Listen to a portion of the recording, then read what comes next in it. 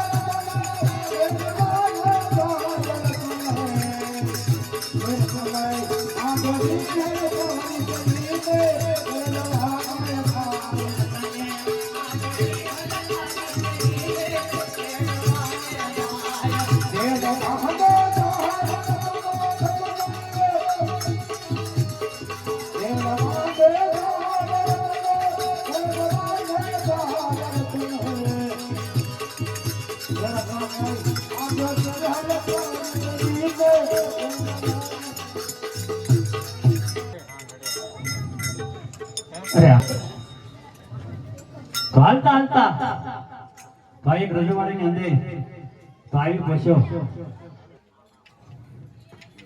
એટલે આ રજવાડું છે હા યા ભીકલગઢ છે ભાઈ આ ભીકલગઢ હા ઓલા પટિયા બાપુનું છે ધ્યાન રાખજે આવું હાથ છે ને હા પોતી મેં તો ના જવાનું કાળા કલરનો ડેલો છે હશે કોઈ ડેલો છે ના ઉભું જો ને ના આઈ છે આગલો ભાઈ આકલો મારું હા હા જાગતા હશે કોઈ ઈ તો ખાઈ પીને હુઈ ગયા હોય એમ તો નીચે થોડું છો તો હામ પડી જોત કરો લે તે આકલો પાડી દો હા મોઢા કે જગા તું પાટું મારી દીધું તારે એવું કે કરવું જ પડશે હા યાર એ ભાઈ એટલે છે કોઈ રાજમાં આવે હા આ માટે ખીચડી ખાઈને ઉતા લાગે આ કઈ આમ જવાબ દે છે નહીં હે અમારે ઈ વાંધો ઈ નહીં પડે ઈ જ વાંધો પડે છે મને જોયામાં એવું લાગે અમારે ગામ બદલાવું છે આ રહ્યા તમારું ગામ હારું હો આ રજવાડું છે આ ગામ નથી અરે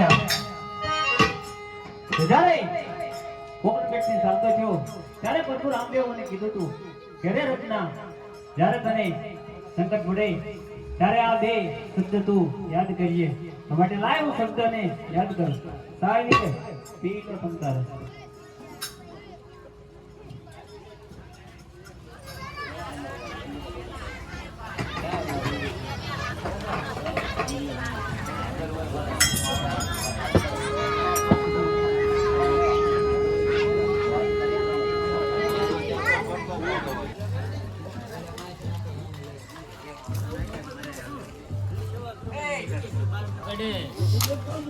ફોન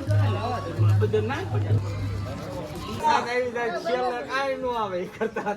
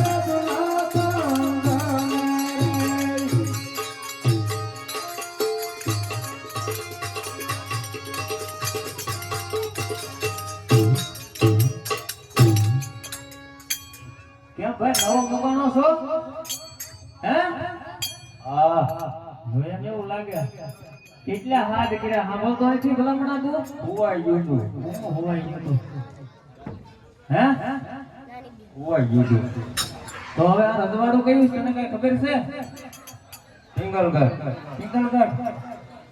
કોણ રાજ કરે? પડિયા રાજા. તો એને પૂછતો મહેમાન આવ્યા છે મળે રજા માંગે. અરે ગમા બાપુ, મહેમાન આયા તમને મળવા માંગે. હા અરે ચાચો તમે સુધી આવવાનું કારણ અરે ફરી વાત છે મહારાજ. આવું તો સુઠેડ પોમરણ ગઢથી મહારાજ મારી બેન સગુણાને તેડવા આવ્યો છું મહારાજ. અરે એ તમે રબારીને મોકલો તેડવા. અરે ખરી વાત છે મહારાજ. કારણ કે પ્રભુ રામદેવના ઘડિયા લગ્ન લીધા છે માટે પોમરણગઢની અંદર પિતા અજમલજી વડા વરેન્દ્રભાઈ વીરા રામદેવભાઈ તે પહોંચી વળે એમ નથી, એટલા માટે પ્રભુ રામદેવે મને તેડવા મોકલ્યો છે મહારાજ. અરે શું આધારે મોકલ્યો છે? અરે ખરી વાત છે મહારાજ. પ્રભુ રામદેવે તો આ કંકોત્રી એમના હાથે લખી મોકલી છે મહારાજ. તો આજે તમારી જાતે વાંચી લો મહારાજ. અરે તું વાંચી સંભળાવ. અરે ખરી વાત છે મહારાજ. હું તો એક રબારીની જાત, મને કાંઈ વાંચતા આવડતું નથી મહારાજ. આ તમારી હાથે તમે વાંચી લો મહારાજ. અરે પ્રધાન દેવને કે મને વાંચી બતાવે. અરે ખરી વાત છે મહારાજ.